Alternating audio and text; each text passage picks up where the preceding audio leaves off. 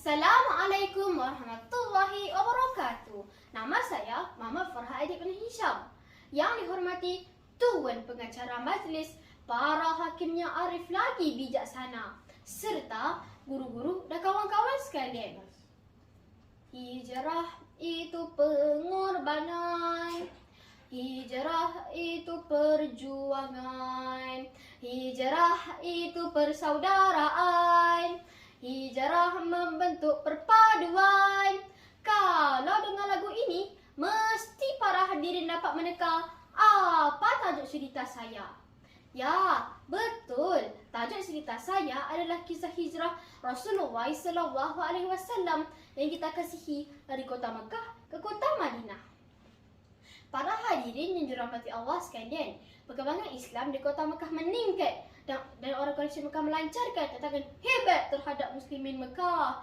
Ada yang disiksa, ada dibunuh kerana mempertahankan Islam.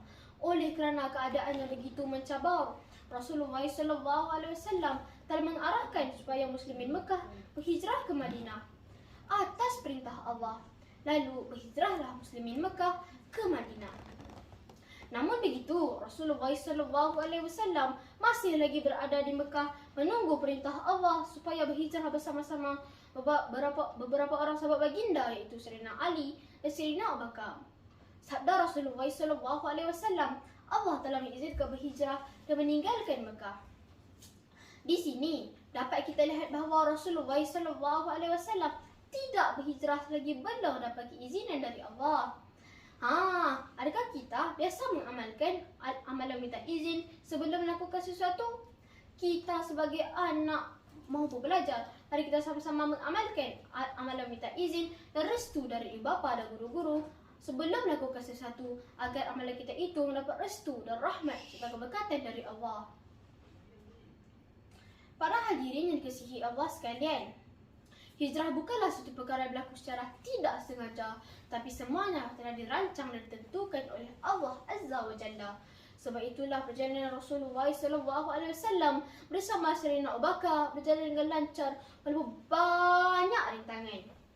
Pada mana sebelum baginda bertolak, orang Quraisy Mekah telah mengepung rumah baginda dan baginda mengetahuinya, lalu memerintahkan supaya Sayyidina Ali tidur di tempat baginda. Waktu itulah Allah Maha Berkuasa telah menghalang pandangan orang musyrikin dan baginda berjaya meloloskan diri. Baginda bersembunyi di Gua Sur selama beberapa hari hingga keadaan menjadi reda. Barulah baginda meneruskan perjalanan ke Madinah. Maka dengan perancangan yang teliti disertakan dengan pertolongan daripada Allah, terselamatlah baginda dari ancaman kaum musyrikin Quraisy. Seperti dalam firman Allah surah Al-Anfal ayat 30 yang berbunyi, A'udzu billahi minasyaitonir rajim. Wa idh yamkuru bikal ladzina kafaru liyusbituka aw yaqtuluka aw yukhrijuka wa yamkuruna wa yamkurullah wallahu khairul makirin. Maksudnya, dan ingatlah ketika orang kafir memikirkan tipu daya terhadapmu Muhammad untuk menangkapmu dan memenjarakanmu atau membunuhmu atau mengusirmu.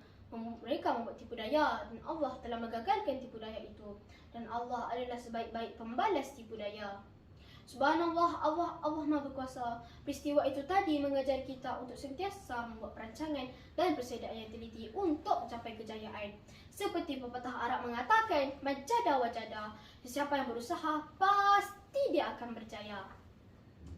Para hadirin yang dirahmati Allah sekalian, Rasulullah SAW bersama Sayyidina Abu Bakar sempat singgah di Quba dan berhenti rehat di tempat Bani Am bin Auf selama 10 hari. Di sinilah baginda sempat menyiapkan sebuah masjid yang merupakan masjid pertama di dalam Islam, iaitu Masjid Quba.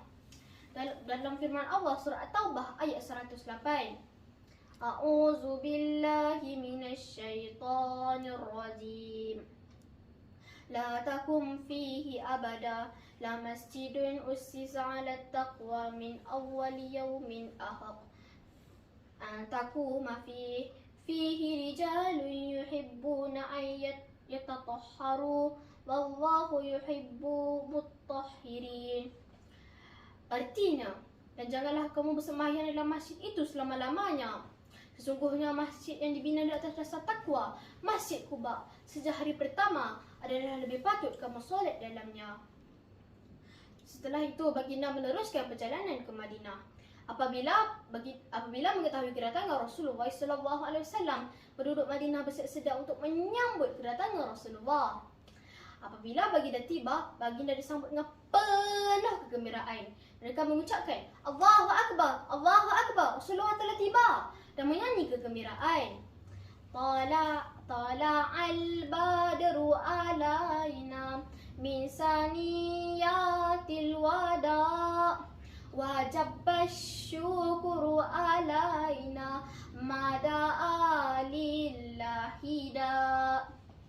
Baginda SAW pun membeli tanah dari wali kedua anak yatim lalu mendirikan masjid di atas tanah tersebut yang dikenali sebagai Masjid Nabawi.